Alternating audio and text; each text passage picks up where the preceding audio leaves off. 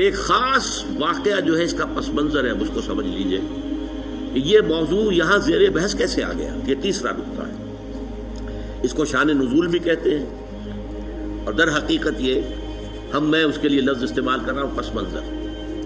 اس آیت کے پس منظر میں تحویل قبلہ کا جو واقعہ ہوا ہے وہ ہے، آپ کے علم میں ہوگا کہ حضور جب تک مکے میں رہے آپ نماز ایسے پڑھتے تھے، خانہ کعبہ کے جنوبی سمت میں کھڑے ہوتے تھے، جو رکن یمانی ہے، اور دوسرا وہ رکن ہے جس میں کہ حجر اسود نصب ہے۔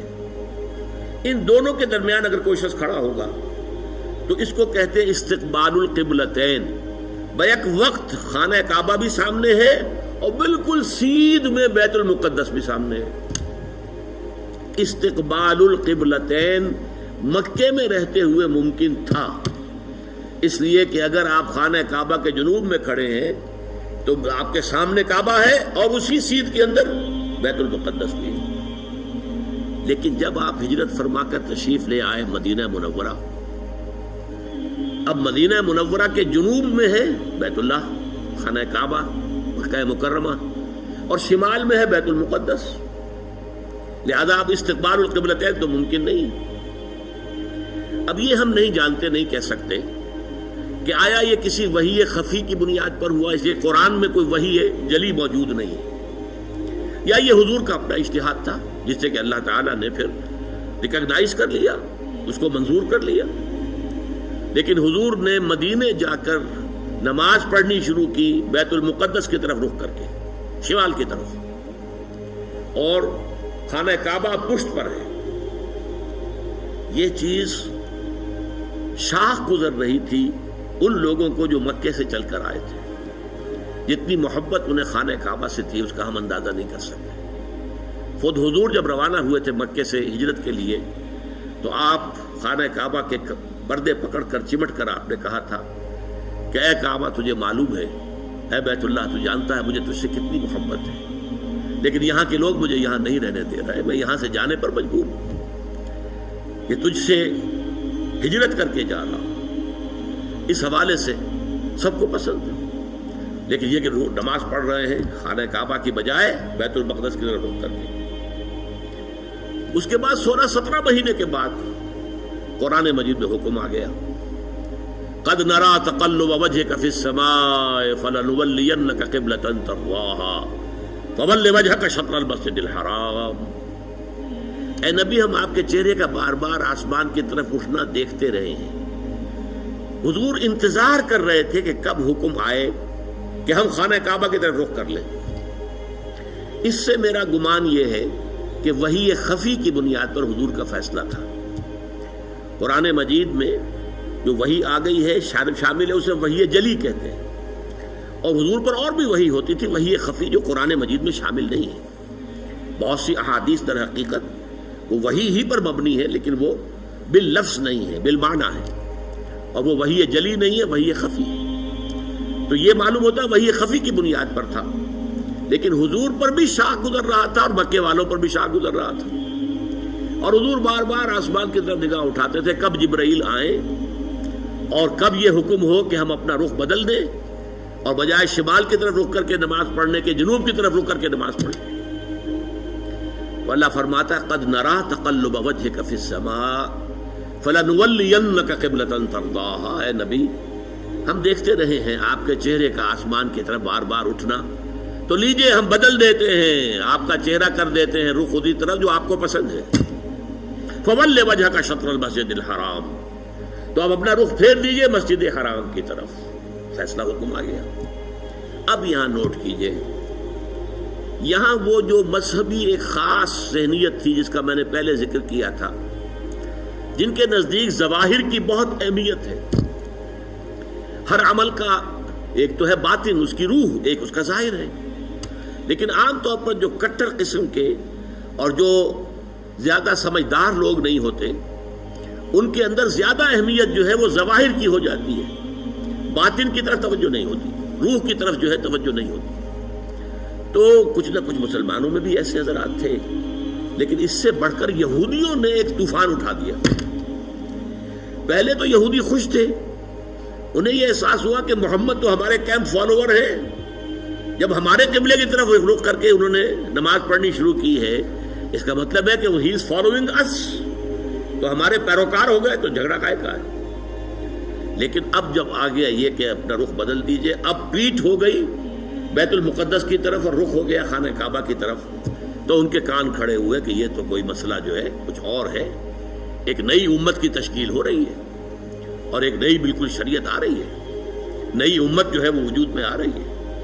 انہوں نے اس کو ایک مسئلہ بنا لیا، پروپیگنڈے کا طوفان کھڑا کر دیا. یہ کیسے نبی ہیں جن کا قبلہ ہی معین نہیں ہے؟ 16 مہینے ادھر رخ کر کے نماز پڑھی. اگر ادھر کا قبلہ تھا تو وہ غلط تھا، تو 16 مہینے کی نمازیں زیرو ہو گئی. اور اگر وہی صحیح قبلہ تھا تو اب جو نمازیں پڑھ رہے ہیں وہ زیرو ہو گئی. قبلہ تو اپنی جگہ سے نہیں ہل سکتا، قبلہ تو ایک ہی ہوتا ہے. ان کا قبلہ ہی معین نہیں ہے. 16 مہینے ادھر رخ کر کے نماز پڑھی، اب ادھر رخ کر لیا. اور جیسا کہ میں نے عرض کیا، مسلمانوں میں بھی ایسے سادہ لوگ، سادہ مزاج لوگ تھے، وہ ان کے اس پروپیگنڈے سے بہت متاثر ہوئے. لہذا ایک خلش، ایک بے چینی، اگرچہ ظاہر بات ہے کہ حضور نے وحی سنائی ہے، اللہ کا حکم آیا ہے فَوَلِّ وَجْهَكَ شَطْرَ الْمَسْجِدِ الْحَرَامِ وَحَيْثُ مَا كُنتُمْ فَوَلُّوا وُجُوهَكُمْ شَطْرَهُ.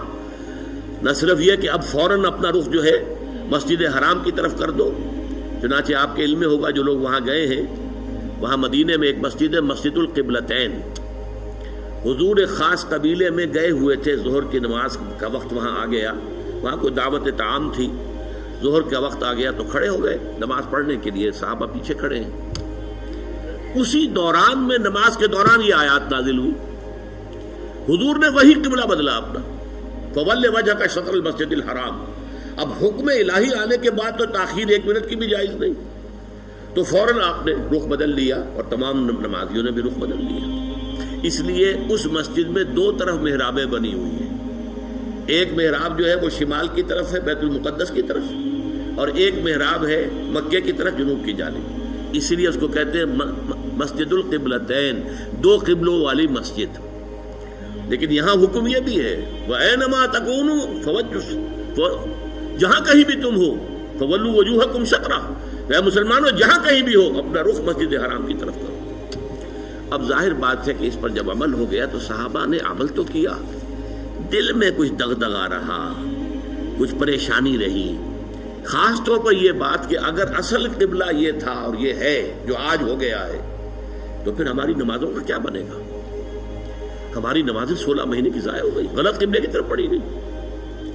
اسی لیے اسی مقام پر کہا گیا ہے وَمَا كَانَ اللَّهُ لِيُضِيعَ إِيمَانَكُمْ، نہیں اس وسوسے کو قریب نہ آنے دو. نماز تو عین ایمان ہے، نماز ضائع ہو گئی تو ایمان ضائع ہو گیا نہیں. اس وقت حکم وہ تھا، اس پر عمل کرنا تقاضا تھا دین کا. اب حکم یہ ہے، اب اس پر عمل کرنا تقاضا ہے دین کا. نہ وہ غلط تھا نہ یہ غلط ہے. تم کسی سمت سے نہ بندھ جاؤ، تم ظاہر کے ساتھ زیادہ جو ہے اپنے آپ کو وابستہ نہ کر لو. نماز کی اصل روح، دین کی اصل روح تو کیا ہے؟ اللہ پر ایمان، اللہ کا یقین، رسول کی اطاعت، رسول کا فرمان. پہلے وہ تھا تو اللہ تعالیٰ نے مکے والوں کا امتحان لے لیا تھا کہ آیا وہ اپنی آبائی، اس لیے کہ مکہ جو ہے اور بیت اللہ جو ہے وہ تو ان کا سمجھیے کہ قومی شعار کے درجے کے اندر رکھنے والی چیز تھی، قومی شعائر میں سے. اب اس کی طرف پشت کرنا سب پر بھاری گزرا. لیکن یہ کہ وہ رسول کے ساتھیوں کے پورے بدے ہوئے تھے، تو جو حکم رسول کا وہ انہوں نے قبول کیا. اور اب ان لوگوں کے لیے امتحان آ گیا جو مدینے میں رہتے تھے اور یہود کے زیر اثر تھے، اور اس کی وجہ سے بیت المقدس کا مقام ان کی نگاہوں میں بہت اونچا تھا. اب اس کی طرف پیٹھ کرنی پڑ رہی ہے. تو ان کے ایمان کا جو ہے وہ اللہ تعالیٰ نے امتحان لے لیا، اور تمام صحابہ جو ہیں دونوں امتحانوں میں ثابت قدم اور کامیاب ہوئے. اب لیکن اس خلش کو مٹانے کے لیے اب دیکھیے عجیب ہے یہ بات. یہ مسئلہ آج ہمیں معلوم ہوتا ہے کہ بڑا ہی چھوٹا سا مسئلہ ہے. جب یہ مسئلہ آیا تھا تو یہ چھوٹا نہیں تھا، بہت بڑا مسئلہ تھا، بہت بڑا مسئلہ تھا. خاص طور پر وہ جو ایک ذہنیت ہے کہ جو دین کے اعمال ہیں ان کی روح کی بجائے ساری نگاہ جو ہے وہ اس کے ظاہر سے زیادہ وابستہ ہو جاتی ہے، اس کے لیے یہ معاملہ بہت کٹھن تھا. یہی وجہ ہے اس قرآن مجید میں آپ کے علم میں ہوگا پورے 2 رکوع ہیں تحویل قبلہ کے اوپر. حالانکہ آج ہمارے نزدیک کوئی بڑا مسئلہ نہیں تھا، لیکن یہ کہ وہاں اس وقت ڈی فیکٹو جو اس وقت کی سچویشن تھی اس میں اس کی اتنی اہمیت تھی، دلوں پہ جو کیفیت گزر رہی تھی اس کا جو ہے صحیح طور سے اس کا علاج اور اس کا معالجہ اور مداوع ضروری تھا۔ 2 رکوع جو ہے، رکوع 17واں اور 18واں، دوسرے پارہ سیقول کے پہلے 2 رکوع خاص اسی پر ہے، جس تکرار کے ساتھ فولوا وجوہکم شطرہ، فولوا وجوہکم شطرہ، اس سے 2 رکوع پہلے ایک بات کہی گئی، یہ آپ کو ملے گا 14ویں رکوع کے اندر، وَلِلَّهِ الْمَشْرِقُ وَالْمَغْرِبُ فَأَيْنَمَا تُوَلُّوا فَثَمَّ وَجْهُ اللَّهِ۔ دیکھو لوگوں، مشرق اور مغرب سب اللہ کے ہیں، تم جدھر بھی رخ کرتے ہو وہ اللہ کا رخ ہے۔ اللہ کسی رخ میں محدود نہیں ہے۔ کیا مغرب صرف اللہ کا رخ ہے، مشرق نہیں ہے؟